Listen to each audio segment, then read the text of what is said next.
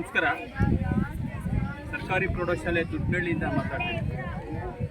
ಇವತ್ತು ಮಕ್ಕಳಲ್ಲಿ ಓದುವ ಹವ್ಯಾಸ ಕಡಿಮೆ ಆಗ್ತಾ ಇದೆ.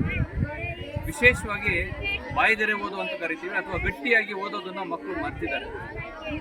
ಮುಜುಗರ ಆಗುತ್ತೋ ಅಂತಲೋ, ಅಥವಾ ಸಮಯ ಇಲ್ಲ ಅಂತಲೋ, ಅಥವಾ ಯಾವುದಾದ್ರೂ ಕುಂಟು ನೆಪ ಹೇಳ್ಕೊಂಡು ಗೊತ್ತಿಲ್ಲ, ಮಕ್ಕಳು ಓದುವ ಹವ್ಯಾಸವನ್ನು ಮರಿತಾ ಇದ್ದಾರೆ.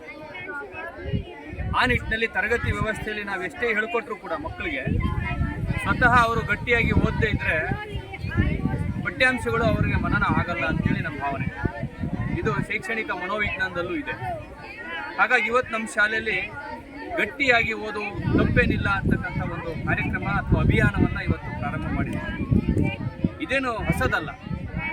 ಮಕ್ಕಳಲ್ಲಿ 5-10 ನಿಮಿಷ ಅವ್ರಿಗೆ ಗಟ್ಟಿಯಾಗಿ ಓದಬೇಕು, ಸರಿನೋ ತಪ್ಪು ಓದಬೇಕು. ನೀವೆಲ್ಲ ಗಮನಿಸಿರ್ಬೋದು, ಹಿಂದೆ ನಮ್ಮ ಮನೆಗಳಲ್ಲಿ ಹಿರಿಯರು ಗಟ್ಟಿಯಾಗಿ ಓದು ಅಂತ ಹೇಳ್ತಾ ಇದ್ರು. ಹೇಳ್ತಾರೆ ಅನ್ನೋ ಉದ್ದೇಶಕ್ಕಾದರೂ ನಾವು ಗಟ್ಟಿಯಾಗಿ ಓದ್ತಾ ಇದ್ವು.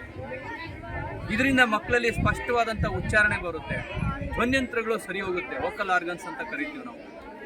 ಆಮೇಲೆ ಕೇಳುಗರಿಗೂ ಕೂಡ ಆಪ್ಯಾಯಮಾನವಾಗಿ ಕೇಳಿಸುತ್ತೆ. ತಂದೆ ತಾಯಿಗೆ ನನ್ನ ಮಗ ಅಥವಾ ನನ್ನ ಮಗಳು ನೋಡಿ ಎಷ್ಟು ಚೆನ್ನಾಗಿ ಓದ್ತಾರೆ ಅಂತೇಳಿ ಬರುತ್ತೆ. ತಂದೆ ಮಕ್ಕಳಲ್ಲಿ ಒಂದು ಅವಿನಾಭಾವ ಸಂಬಂಧ ಹೆಚ್ಚಾಗ್ತಾ ಇದೆ.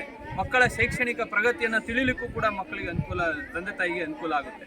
ಸೊ ಆ ನಿಟ್ಟಿನಲ್ಲಿ ಇವತ್ತೊಂದು ಕಾರ್ಯಕ್ರಮ ಮಾಡಿದ್ದೀವಿ, ಗಟ್ಟಿಯಾಗಿ ಓದು ತಪ್ಪೇನಿಲ್ಲ ಅಂತಕ್ಕಂಥ ಒಂದು ಅಭಿಯಾನ. ಇದು ನಿರಂತರವಾಗಿ ನಡೀತಾ ಇರುತ್ತೆ. ಮಕ್ಕಳು ಮನೆಗಳಲ್ಲೂ ಕೂಡ ಗಟ್ಟಿಯಾಗಿ ಓದಬೇಕು, ಶಾಲೆಯಲ್ಲಿ ಬಿಡುವಿದ್ದಾಗ ಓದಬೇಕು, ಗಟ್ಟಿಯಾಗಿ ಓದಬೇಕು. ಶಿಕ್ಷಕರೆದುರಿಗಾಗಲಿ ಸ್ನೇಹಿತರೆದುರಿಗಾಗಲಿ ಗಟ್ಟಿಯಾಗಿ ಓದೋದ್ರಿಂದ ತಪ್ಪುಗಳು ನಮ್ಗೆ ಅರಿವಾಗುತ್ತೆ. ನಾವೆಲ್ಲಿ ತಪ್ಪು ಮಾಡ್ತಾ ಇದ್ದೀವಿ, ತಪ್ಪು ಓದ್ತಾ ಇದ್ದೀವಿ ಅಂತೇಳಿ ಪಕ್ಕದಲ್ಲಿರ್ತಕ್ಕಂಥ ಸ್ನೇಹಿತರಿಗೆ, ಶಿಕ್ಷಕರಿಗೆ ಅರಿವಾಗುತ್ತೆ, ಅದನ್ನು ತಿದ್ದುತ್ತಾರೆ.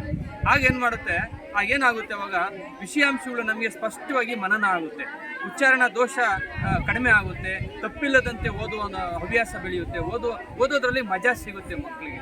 ಹಾಗಾಗಿ ಈ ಒಂದು ಕಾರ್ಯಕ್ರಮ ಮಾಡ್ತಾ ಇದ್ದೀವಿ. ಇವತ್ತಿಂದ ಈ ಕಾರ್ಯಕ್ರಮ ನಿರಂತರವಾಗಿ ನಡೆಯುತ್ತೆ. ಇದನ್ನೆಲ್ಲರೂ ಕೂಡ ಮುಂದುವರಿಸಬೇಕು ಮಕ್ಕಳು ಮನೆಯಲ್ಲಿ ಅಂತೇಳಿ ಹೇಳ್ತಾ, ನಮ್ಮ ಶಿಕ್ಷಕರಿಗೆ ಈ ಕಾರ್ಯಕ್ರಮ ನಡೆಸಿಕೊಟ್ಟಂಥ ಎಲ್ರಿಗೂ ಕೂಡ ಅಭಿನಂದನೆಗಳನ್ನು ಸಲ್ಲಿಸ್ತಾ ಇದ್ದೀನಿ. ನಮಸ್ಕಾರ.